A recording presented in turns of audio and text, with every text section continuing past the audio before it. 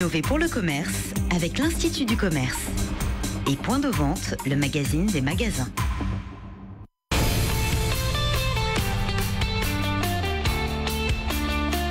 BFM Business. Innover pour le commerce. Karine Verniol. Bienvenue pour cette émission dédiée aux nouveaux enjeux du commerce. La manière de consommer change et avec elle forcément les manières de vendre. C'est ce que nous voyons avec nos invités. Notre invité aujourd'hui, c'est Geoffroy Roux de Bézieux, PDG d'Olivier & Co, qui présentera la semaine prochaine son nouveau concept de boutique au salon de la franchise. Le débat du jour, comment optimiser le contenu des marques sur les réseaux sociaux? C'est ce que nous verrons avec Eric Merle, fondateur de Very Good Moment, et également le journaliste expert Valérie Potin. Et puis le chroniqueur du jour, Rodolphe Bonas, PDG de Ceacom, qui fait le tour du monde pour vous ramener les dernières innovations, direction la Grande-Bretagne tout à l'heure. Et nous finirons avec Marie Vallone qui teste pour vous les nouveaux produits. Nous ferons le plein de fruits en fin d'émission. Mais pour l'heure, ce sont les news. BFM Business. Innover pour le commerce. Les news.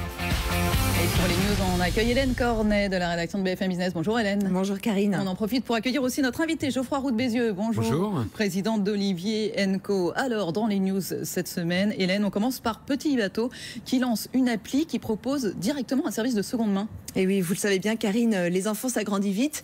Et je suppose que vous avez encore dans vos placards des vêtements de la marque Petit Bateau. Et donc, Petit Bateau va proposer une interface entre vendeurs et acheteurs pour vendre justement ces vêtements d'occasion. Alors, le prix est libre. Vous vous débrouillez pour la transaction et le paiement. Petit Bateau ne prend pas de commission. Ça favorise l'économie circulaire. Donc, voilà, une seconde vie pour ces vêtements. Et ça prouve que les vêtements de la marque sont résistants. Je vous rappelle que la plupart, à 80%, sont fabriqués en France. Et ouais, l'idée, c'est de montrer qu'ils sont bien durables, ces vêtements de Petit Bateau. Autre marque, Quicksilver, qui change de nom.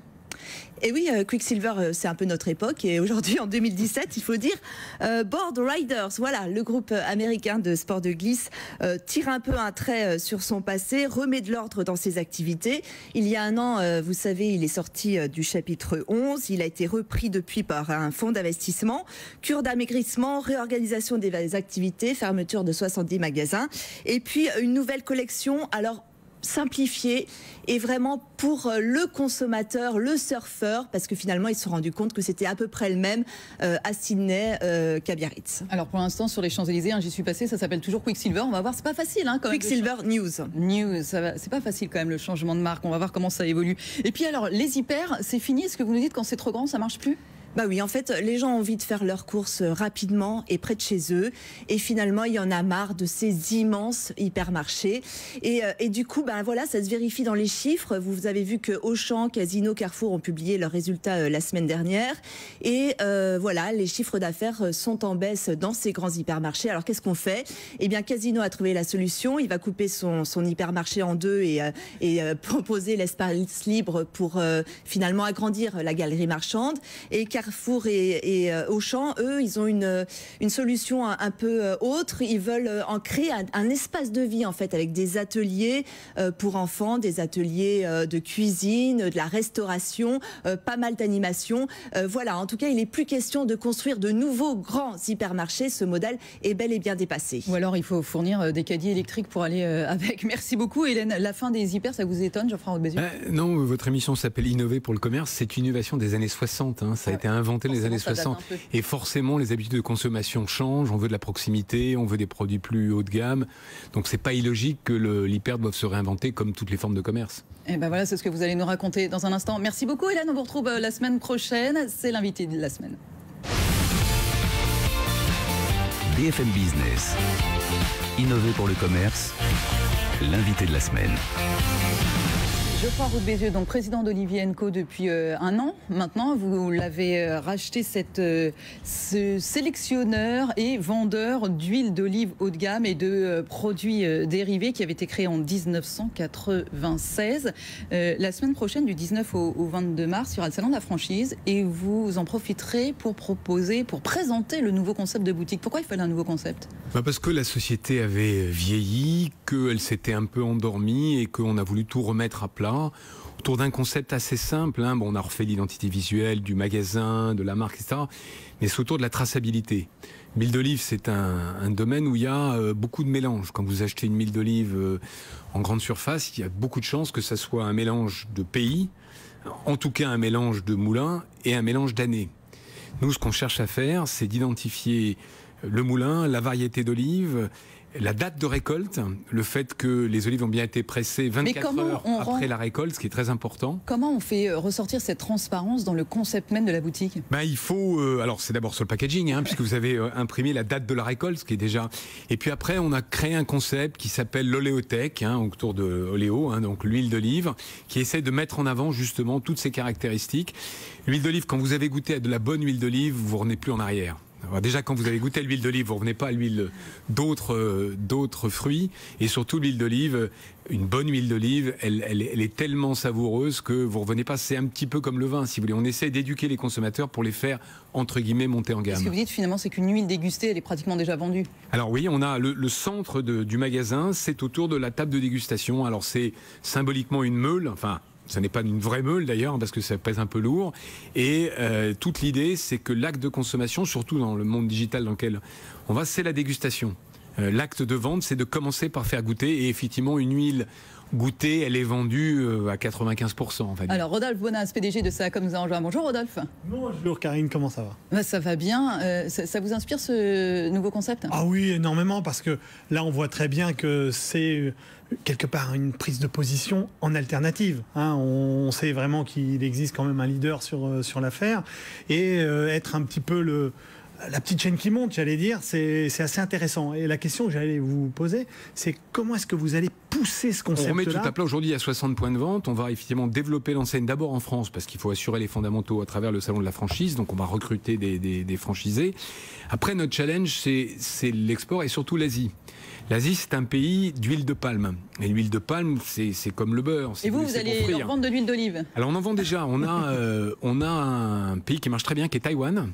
On a 9, bientôt 10 points de vente en Taïwan. Et en fait, comment on a vendu à Taïwan? Avec un agent sur place, en mixant ces magasins d'huile d'olive avec l'ancien concept, mais qui était déjà autour de ça. D'ailleurs, l'idée de dégustation vient de là, avec des cours de cuisine. Parce que, au fond, la meilleure façon d'utiliser l'huile d'olive, c'est d'expliquer comment l'utiliser. Et donc, les Taïwanaises qui n'ont pas la culture de cuisine occidentale et encore moins méditerranéenne sont initiées à cet univers-là à travers des cours de cuisine. Donc c'est un mélange un peu de l'atelier des chefs, pour ceux qui connaissent, et d'une boutique. Et donc on va pousser, on est en train de signer un contrat au Japon, on réfléchit à ouvrir à Shanghai, on va pousser l'entreprise vers l'Asie parce qu'ils sont très friands de marques européennes. Il y a des problèmes des gros problèmes de traçabilité alimentaire en Chine. Il y a eu pas mal de scandales, y compris d'ailleurs certains qui ont débouché sur des problèmes de santé.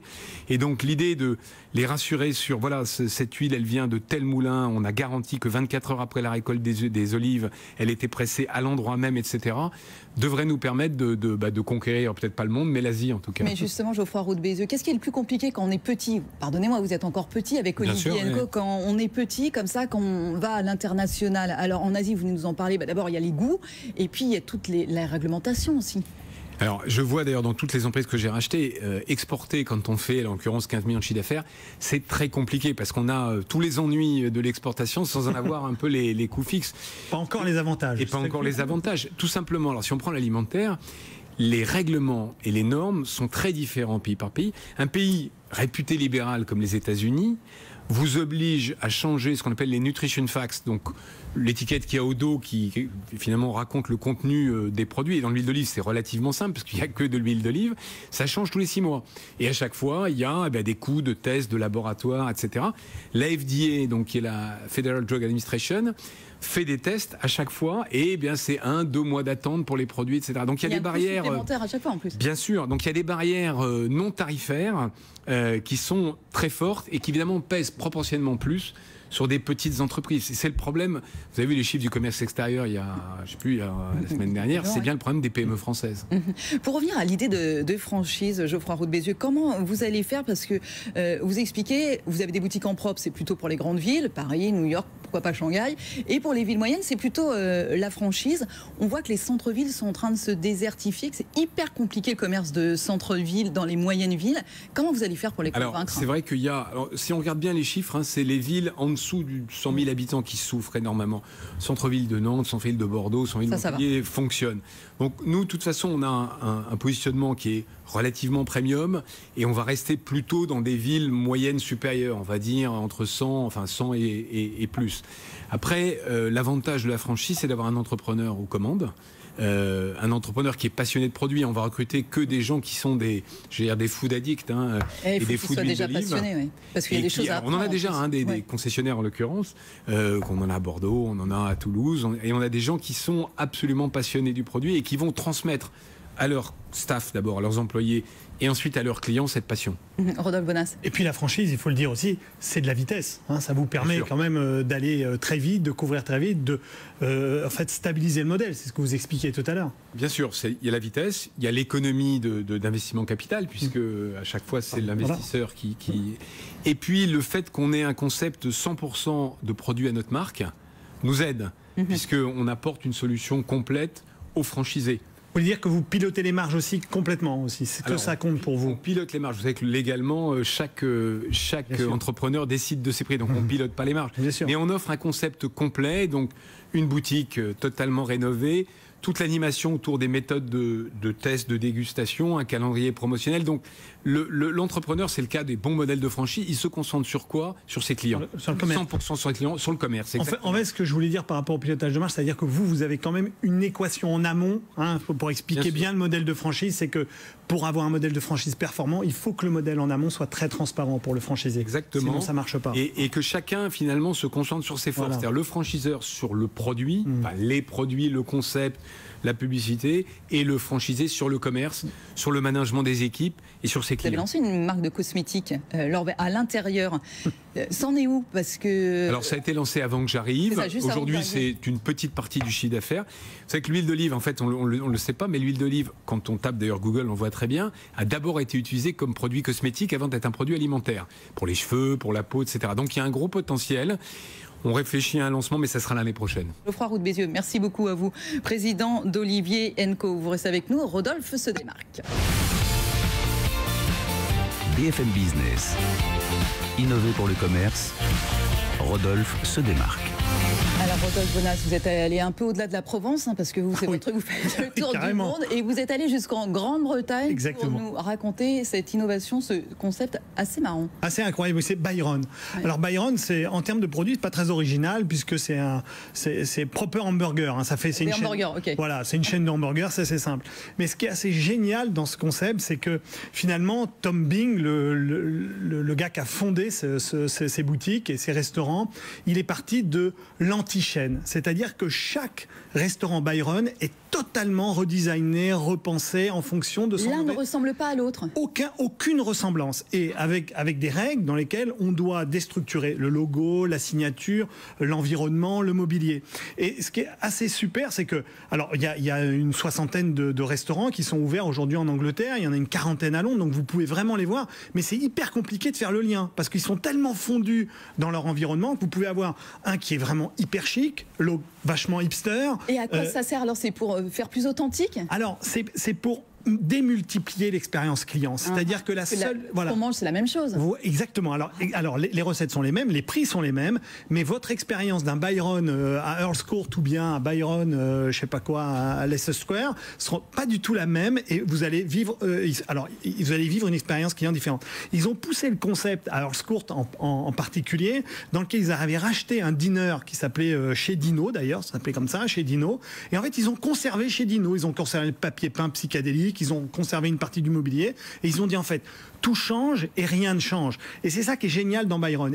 Alors, je voudrais vous citer une des phrases de Tom Bing, un gars assez génial. Il disait: je déteste les chaînes, je vois Byron comme un collier de diamants dont chaque diamant est différent. Et c'est ça son idée. Vendre des hamburgers avec des diamants, c'est fort quand même. Ouais, c'est pas évident. Alors il l'a quand même fait, parce qu'il a quand même vendu sa boîte quand même 100 millions de livres sterling. Donc quand même, il a fait quand même une petite quelques opération. Diamants, ouais. Voilà, donc il a fait quelques diamants. Alors sachez que ces concepts marketing sont des concepts assez forts et qui vont contrer l'arrivée de gros acteurs comme Shaq Shack, vous savez, l'américain qui essaie d'arriver. Ou Five Guys. Et Five Guys, exactement. C'est la possibilité de contrer ces gens-là. Voilà. C'est vachement malin. C'est vachement malin. Parce que justement, pour ceux qui sont anti-chaîne, moi j'aime pas les produits de chaîne. Ah oui, c'est vachement malin. C'est du marketing situationnel. Marketing situationnel. Voilà. Merci infiniment, Rodolphe. À la semaine prochaine. À la semaine prochaine, PDG de CACOM, on rappelle. Allez, le débat du jour. BFM Business. Innover pour le commerce. Le débat. On va parler, par exemple, marketing collaboratif aujourd'hui. Savez-vous que presque 80% du contenu des marques sur les réseaux sociaux n'est pas contrôlé par elles? Dans ces conditions, comment faire parler de soi et créer le buzz? C'est ce que nous allons voir avec Eric Merle. Bonjour. Bonjour. Fondateur de Very Good Moment, plateforme de marketing expérientiel lancée en 2013. Et Valérie Potin, bonjour. Bonjour. Journaliste spécialiste des stratégies de marque et des médias. Alors Very Good Moment, Eric Merle met en relation en fait les marques et les consommateurs autour d'un nouveau produit et mise sur les réseaux sociaux pour faire le buzz. En gros, c'est ça le concept? C'est exactement ça. Donc Very Good Moment, c'est une plateforme de marketing expérientiel. Et donc on propose des moments, des expériences de marque à vivre entre proches, entre amis, partout en France, en simultané. Et derrière, effectivement, on va demander aux consommateurs de créer du contenu photo-vidéo et de le relayer auprès de leur communauté. Donc c'est exactement ça. Donc pour comprendre comment ça fonctionne, le business model, on part de la marque qui fait appel à vous, qui vous voyez, vous créez avec elle ce petit kit, et de l'autre côté, les consommateurs s'inscrivent et vous choisissez ceux qui seront les plus à même de correspondre à la demande de la marque, c'est ça ? Encore une fois, c'est tout à fait ça. En gros, on met en lien les marques et les consommateurs. La marque a un brief, une innovation. Je vais prendre un exemple. En ce moment, Canon, pour une imprimante spécifique, nous dit tiens, voilà, j'aimerais mettre en avant ce produit. Et derrière, on va faire appel à notre communauté de plus de 150 000 inscrits sur tout le territoire. Effectivement, en sélectionnant les bonnes personnes en termes de réseaux sociaux, en termes de revenus, en termes d'habitudes de consommation, et qui aussi sont hyper motivés pour participer à cette opération qui est gratuite, parce que pour le grand conso, tout est gratuit. Et derrière, en plus, on a même des petits cadeaux. Si jamais on fait bien le buzz, si jamais on relaie bien sur les réseaux sociaux, on a les cadeaux. Exactement. Nous, on veut que les gens s'amusent. C'est le but même. En fait, le cahier des charges, quand on a créé le site, c'était du fun, du fun, du fun. Il faut que les gens s'amusent. Les gens, un petit peu, en ont marre de subir la publicité classique. Donc, c'est en ça qu'on veut, nous, qu'ils interagissent avec le message publicitaire, qu'ils interagissent avec les marques qu'ils aiment. Et donc, à tous les niveaux, que ce soit lors de l'inscription, inviter ses amis, chez proches, chez soi.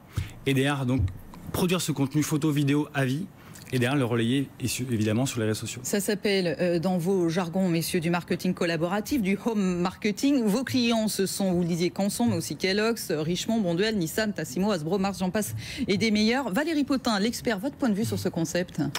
C'est un concept qui est intéressant parce qu'effectivement, aujourd'hui, l'idée quand on souhaite toucher aujourd'hui un consommateur sur les réseaux sociaux particulièrement, c'est de créer de l'engagement. C'est ce que vous évoquiez tout à l'heure. Et pour engager le consommateur, il faut l'impliquer d'une manière ou d'une autre. Donc c'est vrai que la démarche est bonne, elle est d'autant plus intéressante qu'il y a derrière la création de contenus qui peuvent être après utilisés et par la marque et par d'autres pour créer un peu de viralité.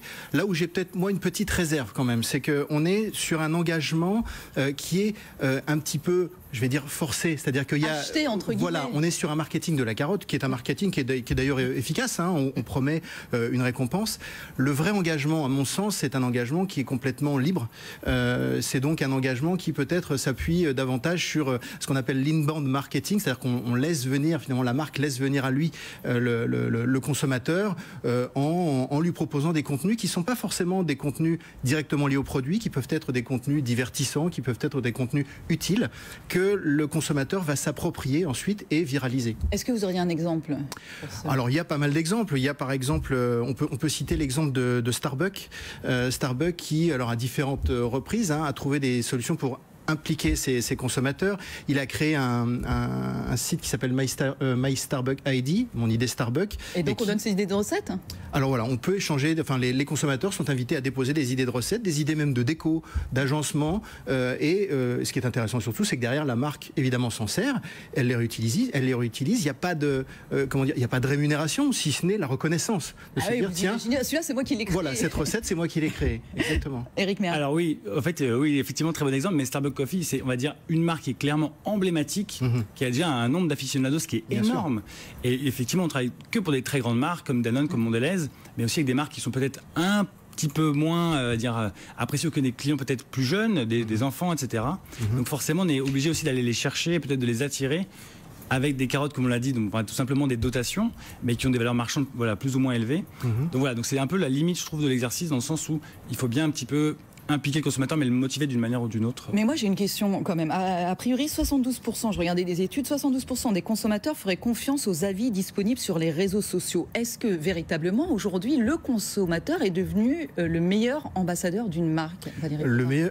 Il peut devenir effectivement le meilleur ambassadeur d'une marque, tout simplement parce qu'il y a une défiance générale vis-à-vis de tout ce qui représente une autorité politique, économique, donc en l'occurrence les marques, ce qui fait que tout message qui est directement adressé par une marque est forcément déjà taxé, je dirais assez logiquement, de publicitaire.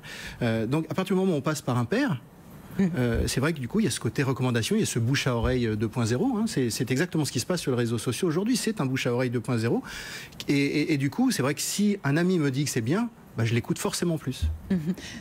Effectivement, et c'est en ça que nous, chaque ambassadeur, chaque hôte invite ses proches. En fait, on joue vraiment sur le cercle proche des gens qu'on connaît, puisque les gens, effectivement, se méfient de plus en plus des messages des marques, mais aussi des blogueurs, puisqu'il y en a de plus en plus, et on sait qu'ils sont plus indépendants.